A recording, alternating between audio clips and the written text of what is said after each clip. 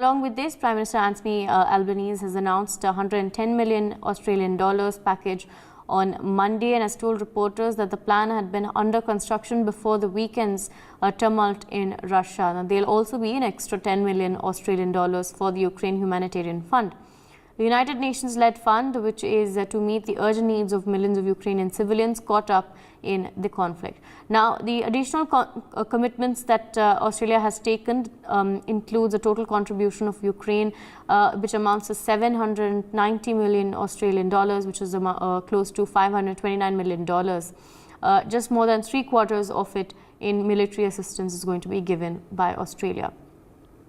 Let me rope in Major Shah, still with us on the broadcast. Major Shah, now this is Australia coming in and helping out Ukraine in terms of aid. Now, we'd seen throughout the Ukraine and Russia war that several countries had tipped in for humanitarian assistance. But this is a crucial moment, especially when we're seeing Russia take in an offensive when it comes to ensuring that it's holding the fort in its own nation, but also becoming quite offensive when it comes to its takeover of Ukraine. Yes, most certainly, Aarti. I commend you. You mentioned out the figures absolutely right. In fact, the very fact that Australia has also now come forward and they would be helping out Ukraine. It is indeed, and they have given out, as you rightly brought out, 70 military vehicles to Ukraine. And the Prime Minister Anthony Albanese, he's announced $110 million. That's Australian million dollars. That's, if I calculate it, it's again $73.5 million US dollars package. I mean, so this kind of help to Ukraine will keep coming from the NATO nations, in fact. And I don't see it as a help. I see it rather you are pumping in Ukraine to go and fight Russia, headed by America. So rather, I would really urge if we can talk peace. I'm not advocating. I'm not saying that Ukraine should surrender. No, definitely not. I mean, that's not the way, of course. But slowly and gradually, if you see, maybe President Putin is mellowing down somewhere, because when he could actually negotiate about the Wagner's demands, and he sent them off to Belarus and decided that the Russian army will not fight against the Wagner army, because also they were close aides of them. They were the advisors. They had stood by them.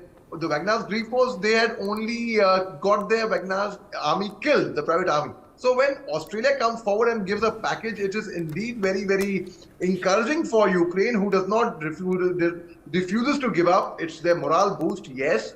But again, it's like I would equate it with a small analogy where you are spoiling a child, for example, by giving him a lot of goodies.